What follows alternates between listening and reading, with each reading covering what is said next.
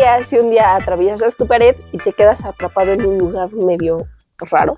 Hoy en Kuropurin te resumimos y analizamos la película de los Backrooms. Yo soy Monse. Y yo, Abril.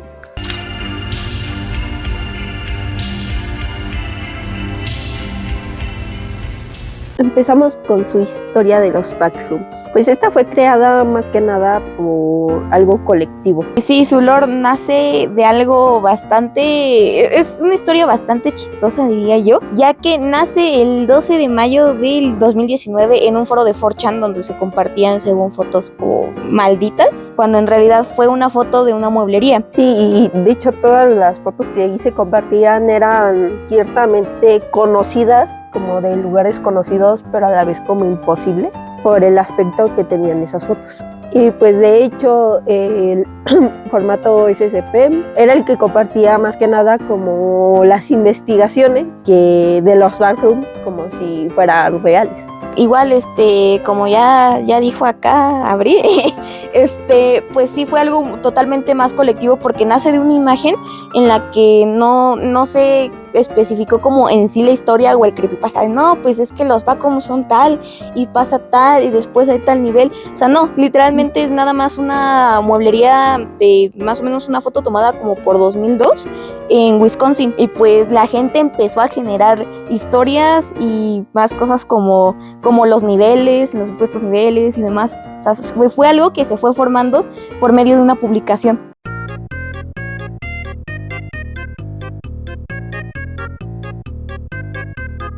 Y bueno, esto llegó a tal punto que años después un creador de contenido subió un video supuestamente que estaba en los Backrooms en formato VHS. Pues sí, analógico, como de terror analógico. Justamente ese creador de ese video fue un chavo llamado Kim Parsons, que pues es muy importante dentro de esto, ya que Kim Parsons fue el director de la película. Este video fue más o menos subido como por 2022 y por ese video empezó como más que nada su auge de toda la historia de los Backrooms. Es importante recalcar que el video que Kim Parsons hizo en 2022 no solo llegó como a manos de la comunidad así X, internautas más bien, sino que también llegó a manos en todo caso de directores, de productores. Entonces le dieron la oportunidad precisamente a Kim Parsons para dirigir esta película a sus 17 años más o menos.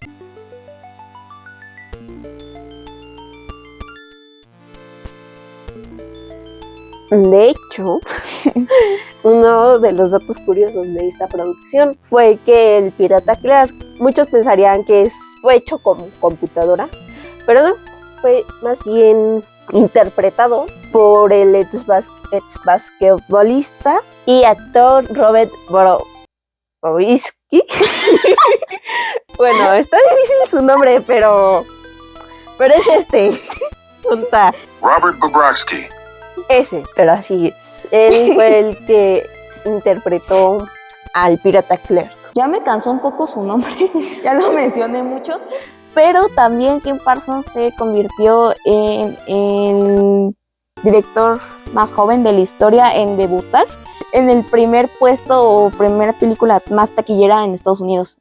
Entonces vamos con el resumen de la película. ¡Yay! Así que si no la has visto, pues tiene spoilers, obviamente. Quizás eso lo debí de avisar empezando el video, pero bueno, comencemos.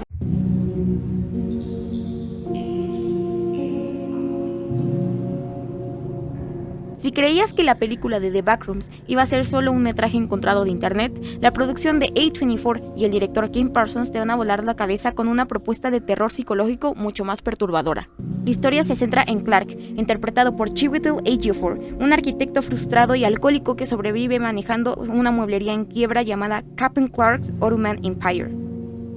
Clark está en el peor momento de su vida, lidiando con un divorcio destructivo y asistiendo a terapia con la doctora Mary Klein, interpretada por Renate Reinsve. Todo cambia cuando Clark nota fallas en la electricidad de su tienda y al revisar el sótano descubre una grieta brillante en la pared. Al cruzarla cae directamente en los Backrooms, ese infinito y claustrofóbico laberinto amarillo con alfombras húmedas y luces parpadeantes. Desesperado por demostrar que no se está volviendo loco, Clark recluta a su asistente Kat y a su novio Bobby para entrar a filmar el lugar como prueba para su terapeuta. Pero las cosas salen terriblemente mal cuando una entidad oculta embosca al grupo, así asesinando a Bobby y separando a los demás en zonas inexploradas del laberinto. Paralelamente, la trama nos muestra que el Instituto de Investigación Async ya vigila el lugar mediante cámaras de seguridad, intentando mapear y privatizar esta dimensión con fines industriales.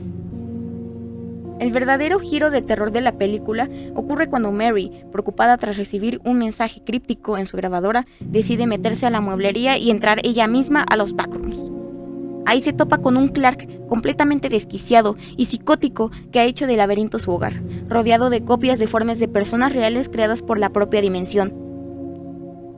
Lo peor es que el lugar manifiesta los traumas de quienes lo visitan, dando vida a la peor pesadilla de Clark, una versión gigante, distorsionada y asesina de sí mismo, vestida como el ridículo disfraz de pirata de su mueblería. Esta criatura termina matando al propio Clark, desatando una persecución surrealista contra Mary donde las leyes de la física y el tiempo se rompen, dejándola finalmente atrapada en manos de los científicos de Async. Al final, la película de Kim Parsons utiliza el creepypasta para construir una metáfora brutal sobre el aislamiento, el fracaso y cómo nuestros peores monstruos internos pueden devorarnos si nos encerramos en ellos.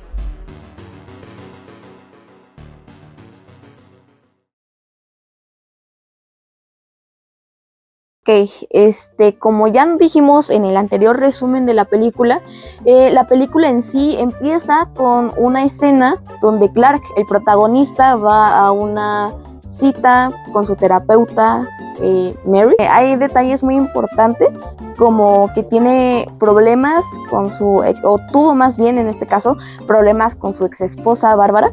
En la película nos muestra a un Clark frustrado que ahoga sus penas con alcohol, que al final termina culpando a todos y él vive en ese complejo de víctima, pero también al mismo tiempo por eso no se siente merecedor de estar junto de nadie, de no tener amigos, de no tener pareja y demás, lo cual también es muy importante para entender en sí toda la historia. Pues sí, porque al final de cuentas, pues eso fue lo que lo llevó a quedarse en los backrooms.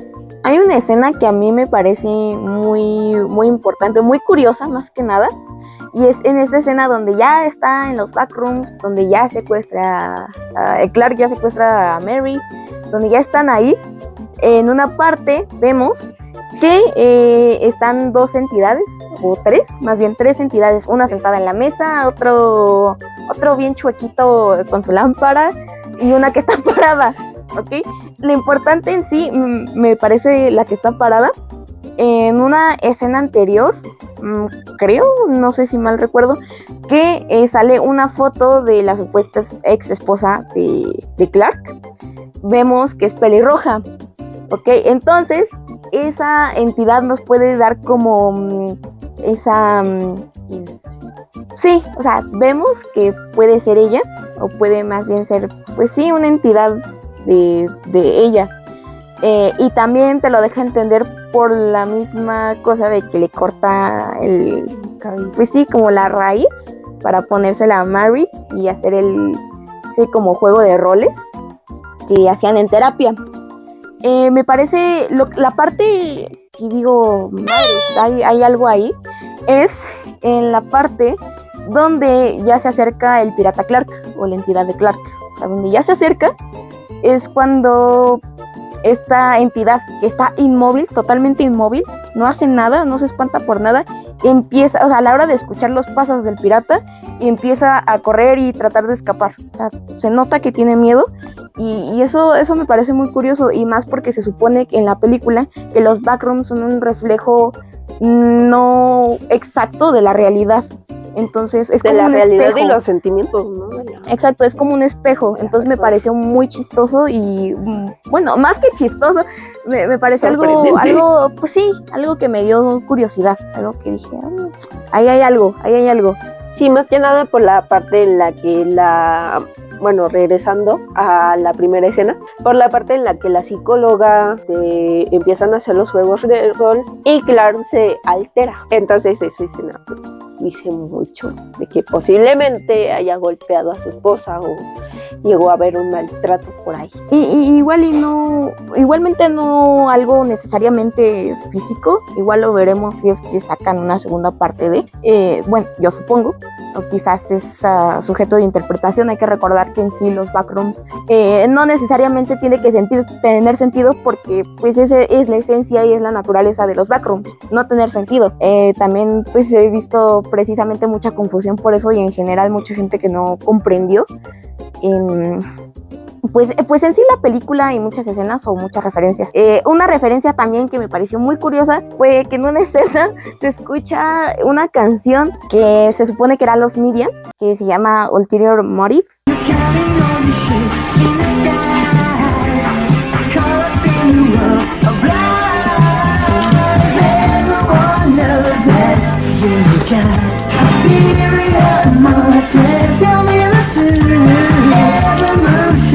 Al final se descubrió que era una canción hecha por 2 hermanos. Y bueno, nace porque un usuario, Carl92, siempre te vamos a recordar, sube, me parece que a Reddit, un pedazo de esa canción preguntando si alguien sabe de dónde es esa canción. El audio se escuchaba como si fuera de una grabación, y se escuchaba, era un cachito, o sea, era muy muy muy breve, y pues a todos les dio curiosidad, a mucha gente le dio curiosidad, pues quién sabe de dónde saldrá esa canción.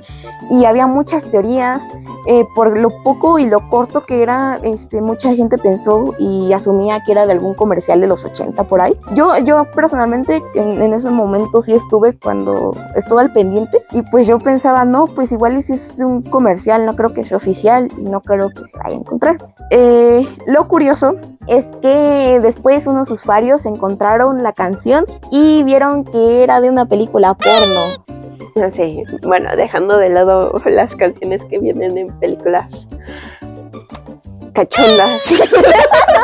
A mí lo que me pareció curioso fue el tiempo. ¿Qué pedo con el tiempo ahí? No hay. Claramente el tiempo de los backrooms siempre va a transcurrir de manera distinta. Incluso cuando Clark llega por primera vez a los backrooms y encuentra su credencial, ya quería decir que ya había estado ahí antes. Incluso cuando llega a encontrar los zapatos de los chavos con los que fue Bobby y de su novia, ya estaban ahí sus zapatos enterrados, porque ya habían ido. Incluso cuando él escucha al pirata Clark, porque o sea, ya todo había ocurrido en ese momento cuando según apenas iba a empezar. También la parte curiosa fue cuando encontró por primera vez a la mujer, su esposa, corriendo, agarrándose el antes cabello, porque no lo tenía. Ahí ya se lo había mochado. Algo que interpreté como una analogía fue cuando se encontró, creo que el cuerpo de la chica, de su trabajadora, dentro del refri. Vi muchas teorías que dijeron, no, pues es que igual o sea, se lo dieron al pirata Clark, alimentó a pirata Clark con su cuerpo, porque nada más se ve su cabeza. Sí. Pero yo siento que también puede ser una analogía a cómo Clark consumía a las personas emocionalmente a su alrededor, y que no solo, o sea, pasara emocionalmente, sino que ya se aumentara a algo más físico, a consumir a las personas de manera más física. Y es que sí, o sea, no era pues tan buena persona. Clark no era el típico protagonista que decía, él nos va a salvar, de la película de terror en la que él nos va a salvar, él es buena persona, pero le pasan cosas malas, ¿no? O sea, él creaba su propia suerte. Exacto. Al final de cuentas, porque incluso él, al ser un arquitecto, pues tuvo que emprendió en el negocio de los muebles, pero no, ya cuántos años llevaba ahí, y se estancó simplemente porque eso ya era la suerte que había creado. Sí, y más que nada por vivir en su victimismo y en su autocompasión. Es que no, y es que a mí me quitaron mi casa, y es que no sé qué, y me va mal en el trabajo. De hecho, hay una parte donde Mary lo dice, su psicóloga ya lo dice, es que tú la pasas culpando a todos y no reconoces que el culpable eres tú. Entonces también por eso pues vemos que Clark no exactamente era una buena persona, porque creo yo que ser una buena persona no es no equivocarte, porque es algo humano, es algo, pues sí, De todos, ¿no? sí, no te, o sea, sí, el hecho de equivocarse está bien. Yo creo que lo que te hace buena persona es el reflexionar, ¿por qué hice esto? ¿Qué tiene de malo lo que hice? Y pues mejorar en eso y seguir y cambiar y modificar las cosas. Entonces también por eso, y pues también lo que interpreté con otra analogía, volvemos a lo mismo de consumo, de cómo consumía la gente, pues al final yo creo que se le acabó, porque pues el mismo pirata Clark, o sea, Clark mató a Clark. Al final de cuentas era un humano queriendo salir de su propia realidad. También por eso decidió quedarse en los backrooms y ya no buscar ayuda. O sea, simplemente quedarse ahí. Sí, lo mismo que ya ni siquiera buscaba compañía, o sea, ya no quería cambiar. Y ves que justamente cuando sale por primera vez el pirata, o sea, ya cuando ya se revela que él es la entidad, porque pues incluso en el primer clip que se pone, ves que la película empieza con un clip VHS. Sí. No vemos la entidad como tal, pero si le ponemos atención a una parte de los clips, se nota que hay una pata de palo. Y pues eso da a entender que igual y la entidad en realidad era Clark, o sea, la mala. El que siempre estuvo. Sí. Entonces, ya se me olvidó qué te iba a decir. Bueno, hasta aquí se acabó el video. No se ha acabado. Algo que realmente tampoco he analizado, pero también dije, lo voy a analizar, y no pasó. Fue el muro pintado. Ah, sí. O sea, no lo he visto bien, sí. no lo he checado bien, pero me dio curiosidad. Dije, pues es que ahí también se revelan cosas. Por ejemplo, en el muro pintado podemos ver a Clark, al pirata Clark, que está rodeado de varios símbolos. Y uno de los símbolos que a mí me llamó la atención fue del símbolo amarillo, de la persona amarillo, que quiere decir que era de uno de los inspectores, ¿sí, no? De los inspectores de la asociación que está en los backrooms analizándolos, y que aparece el pirata Clark comiéndose a uno de ellos. Eso quiere decir que Clark ya se había encontrado con ellos anteriormente, pero pues obviamente escapó de ellos para pues ajá. Había visto una teoría de cuando el capitán Clark está persiguiendo a la doctora y en un momento la llega casi a atrapar, está llorando.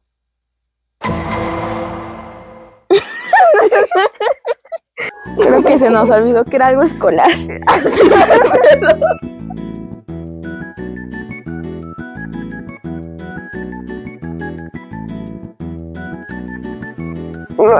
La nueva entidad de los backrooms. Hola, gracias por llegar al final de nuestro primer video. Esperamos que les haya gustado, así que suscríbanse, por favor.